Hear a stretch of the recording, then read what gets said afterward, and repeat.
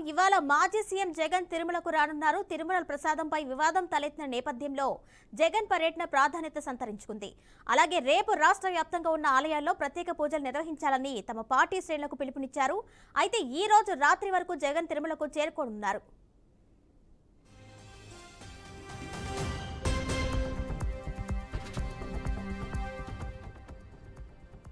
తిరుమల పర్యటనలో భాగంగా సాయంత్రం 4 గంటలకు గన్నవరం ఎయిర్పోర్ట్ నుంచి బయలుదేరనున్న జగన్ రేణిగుంట చేరుకుంటారు. అనంతరం రాత్రి 7 గంటల వరకు తిరుమలకు చేరుకుంటారు. ఈ మేరకు రేపు ఉదయం 10 గంటల 20 నిమిషాలకు అక్కడి నుంచి బయలుదేరి శ్రీ వెంకటేశ్వర స్వామి వారిని దర్శించుకుంటారు. అనంతరం తిరుమల నుంచి తిరుగు ప్రయాణం కానున్నారు.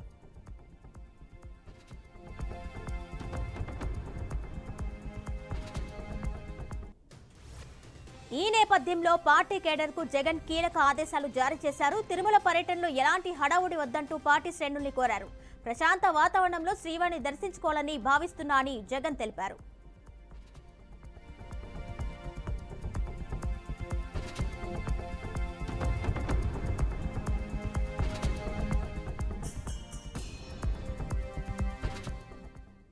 దీనిపై మరింత సమాచారం మా రాయలసీమ రీజనల్ కోఆర్డినేటర్ గోపీనాథ్ అందిస్తారు. గోపీనాథ్, చెప్పండి, జగన్ పర్యటన సంబంధించిన అప్డేట్స్ ఇవ్వండి. మొత్తం మీద శ్రీవారి దర్శనం కోసం ఇవాళ సాయంత్రం 4 గంటల 30 నిమిషాలకు తిరుపతి విమానాశ్రయానికి వైసీపీ అధినేత జగన్మోహన్ రెడ్డి చేరుకోబోతున్నారు. అయితే దీనికి సంబంధించి ఇప్పటికే కూడా, ఎందుకంటే ఆయన ఎక్స్ సీఎం, మాజీ సీఎం కాబట్టి ఇప్పటికే పోలీసులు కూడా కట్టుదిట్టమైన భద్రతా చర్యలు తీసుకోవడం జరిగింది. అయితే శ్రీవారి లడ్డూ ప్రసాదాలలో ఈ అనిమల్ ఫ్యాట్స్ కలిశాయి. గత ప్రభుత్వమే దీనికి కారణం అంటూ కూడా గత వారం రోజుల నుంచి కూడా ఇప్పుడు ఎన్డీఏ ప్రభుత్వ పెద్దలు ఆరోపణలు చేస్తున్న నేపథ్యంలోనే ఆయన స్వామివారి పైన నమ్మకంతో స్వామివారి ఆశీస్సులు పొందాలనే ఉద్దేశంతో తిరుమల శ్రీవారి దర్శనం కోసం వస్తున్నారు.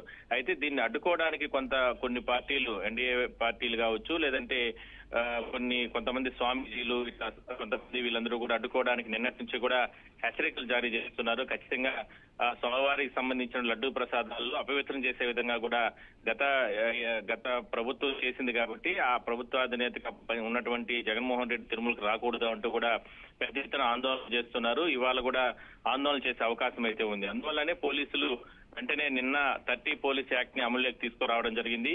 ఎక్కడా కూడా సభలు, సమావేశాలు, లేదంటే ర్యాలీలు, ధర్నాలు, లేదంటే అడ్డుకోవడాలు ఇవన్నీ కానీ చేస్తే అది ఎవరినైనా సరే కఠినంగా శిక్షిస్తామంటూ కూడా చట్ట ప్రకారం చర్యలు తీసుకుంటామంటూ కూడా పోలీసులు హెచ్చరికలు జారీ చేయడం జరిగింది. అయితే ఒక ఉత్కంఠ అనేది కొనసాగుతుంది. మరి జగన్మోహన్ రెడ్డి తిరుపతికి చేరుకున్న తర్వాత ఆయన తిరుమలకు పంపరా, లేదంటే తిరుమలకు పంపిస్తే అక్కడ డిక్లరేషన్ అనేది ఇష్యూ నడుస్తుంది. డిక్లరేషన్ ఇచ్చి శ్రీవారి దర్శనం అనుమతిస్తారా, లేదంటే డిక్లరేషన్ ఇవ్వకపోతే అనుమతించరా, ఇట్లా రకరకాల ప్రచారం నడుస్తుంది. అదే స్థాయిలోనే అధికారులు మాత్రం పూర్తి స్థాయిలో కూడా సన్నద్ధంగా ఉన్నారు. ఎటువంటి అవాంఛనీయం, ఎందుకంటే ఆయన ఎక్స్ హోదాలో ఉన్నారు కాబట్టి, మాజీ ముఖ్యమంత్రి హోదాలో ఆయన వస్తున్నారు కాబట్టి ఆయన ఎటువంటి ఇబ్బందులు లేకుండా పోలీసులు మాత్రం చర్యలు తీసుకోవడం జరిగింది భద్రత పరంగా.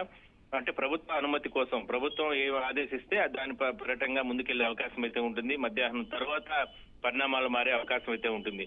అయితే మనకున్నటువంటి సమాచారం ప్రకారం ఖచ్చితంగా ఆయన తిరుమలకు పంపిస్తారు. తిరుమలకు పంపించిన తర్వాత టీటీడీ అధికారులు ఖచ్చితంగా డిక్లరేషన్ పైన సంతకాలు తీసుకొని ఆయన్ని దర్శనానికి పంపిస్తారు. ఒకవేళ తీసుకోకపోతే వాగ్దానం అనేది చోటు చేసుకుంటుంది. దాని తర్వాత ప్రభుత్వానికి నివేదిక ఇస్తారు. తదుపరి చర్యలు అనేది కొనసాగుతాయి. అయితే ఖచ్చితంగా కొంతమంది మాత్రం దర్శనానికి వెళ్లే సమయంలో హోందాగా జగన్మోహన్ రెడ్డి డిక్లరేషన్ సంతకాలు ఇచ్చి వెళ్తే బాగుంటుందనే అభిప్రాయాన్ని మరికొంతమంది వ్యక్తం చేస్తున్నారు. ఒక హడావిడి అనేది కొనసాగుతుంది. ఒకవైపు పోలీసులు కట్టుదిట్టమైన భద్రతా చర్యలు తీసుకోవడం జరిగింది. ఎందుకంటే రేణిగుంట విమానాశ్రయానికి చేరుకున్నప్పటి నుంచి కూడా అలిపిరి వరకు రావాలంటే దాదాపుగా 15 కిలోమీటర్ల ప్రయాణం చేయాల్సి వస్తుంది వాహనాల్లో.